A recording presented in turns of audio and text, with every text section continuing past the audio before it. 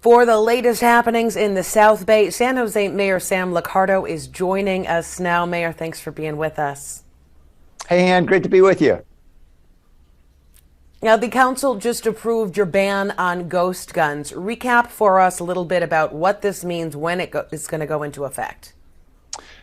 It'll go into effect in the second reading in just a few weeks. We are trying to do all we can to stem the tide of ghost guns in our community, I think, as so many cities are throughout the state. And the federal prohibition certainly helps with regard to distribution and sales. But with regard to possession, individual local governments need to take action until we get a state ban in place. So this is something where somebody's already arrested, they're found in possession, and then they would get nailed with this. Because otherwise, when it comes to ghost guns, it's so difficult to enforce the rules because of the fact that by nature they're untraceable. What this law would allow officers to do is to be able to cite and arrest someone for the mere possession of the gun, whether they've committed a crime or not. And that's important because the fact that someone would possess a gun tells us that they don't want the gun to be traced. It tells us that they don't want to go through background checks, criminal background checks that every law-abiding gun owner would go through if they're purchasing a gun. Obviously, that means there's some intent to do this, that is, possess the gun and use it in some way that will avoid accountability. You recently wrote an op-ed on the release of violent repeat offenders. What kind of feedback are you getting from that? What are you hoping that will do? Well, I've been getting a lot of interesting feedback. I've heard from some judges who are equally frustrated at what they're seeing. And I've certainly heard plenty from police officers and community members, most importantly, who are frustrated that they're seeing the same individuals back out on the street after they've been arrested, sometimes multiple times over a period of a month or a few weeks. What we're particularly concerned about, of course, is the serious and violent offenders. And we've been tracking and there have been numerous instances of individuals with homicide or child molest arrests. They're subsequently being released, sometimes without bail. One individual we actually had to go find in Texas and then extradite him, and he was released again. So we've got a serious challenge over there at the jail. It's not helping our efforts, obviously, to reduce violent crime in our community. And we'd like to bring folks together to find a better approach. I think this is stunning to a lot of people, the thought that somebody who was convicted of murder or a suspect in a very, very violent crime would be back out on the streets like this. What laws would need to change to stop this revolving door at the jail?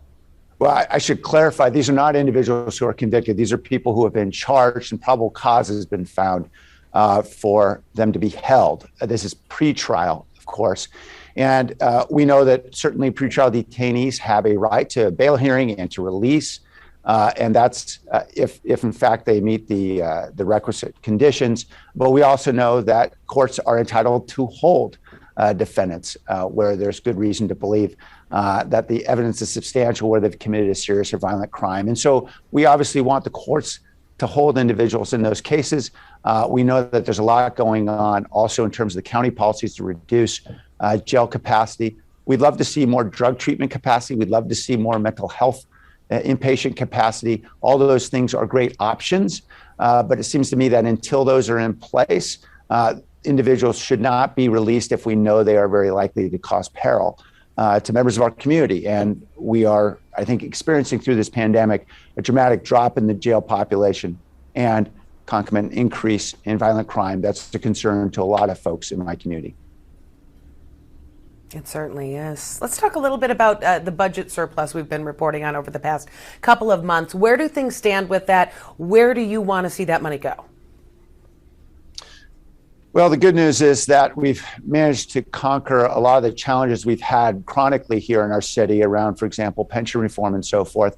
In collaboration with our employees and bargaining units, we're now finally seeing those very large retirement costs start to reduce.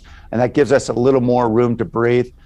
So in the March budget message that I released, the council approved a large commitment to get unhoused residents off the street, to build what we call quick build apartment communities. We're going to spend about $40 million in just the next few months to do that, to build several of these apartment communities where we're able to use prefabricated housing. We can build units at a fraction of the cost of a typical apartment, perhaps $100,000 rather than $800,000 per unit. And we can do it in a matter of months rather than the typical 4 or 5 years of a typical apartment building. We're finding these communities are very successful. We've built 3 already. We've got a couple more under construction now. We want to continue to expand them until we can get everybody off the street. Want to touch on very sad anniversary coming up. Of course, the anniversary of the VTA shooting that left 10 people dead at the VTA rail yard. We know we're seeing the demolition of the building where it happened going on right now. What are your thoughts as we reflect on that 1 year later? Well, we can certainly demolish the building, but we know the scars remain for so many families, so many community members. And this was a dark moment, and I think it forces all of us to grapple with the reality of violence in our community, the need for more mental health services. And certainly my heart continues to go out to the many loved ones, friends, and family of those we lost. And I know VTA is doing all it can to try to ensure that we take care of those families. All right. Now, looking forward on a little bit more of a positive note, for you at least, you're kind of a lame duck. There's an election right now going on, the June primary to decide who's going to be in the running in November to be your replacement. We're talking about a half a dozen candidates. Who would you like to see take your post? Well, I'm going to stay out of it for a while. I think the voters usually do a pretty good job deciding for themselves. So we'll let the voters decide. I may get involved a little later, but for now, I think we'll just watch and wait. Okay, what qualities would you like to see in your successor? Well, I think it's important to have a certain vision for the future. Clearly, worked really hard over the last 8 years here to try to see how we can better orient a city, which I think had been really challenged by a host of issues around. You may recall at the time we were losing hundreds of police officers, going through pension reform battles, a lot of internal challenges just because of our budgetary issues.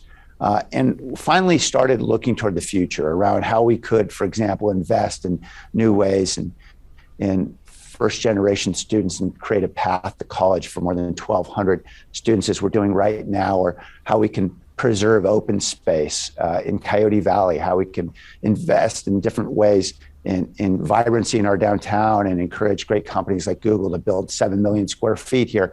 There's a lot that we can now look forward to. And I hope that that continued orientation of looking to the future, building the future is something that continues. Okay. And do you think you are going to eventually endorse somebody after the primaries before November? I might. I'm still watching, and I think like lots of voters, learning.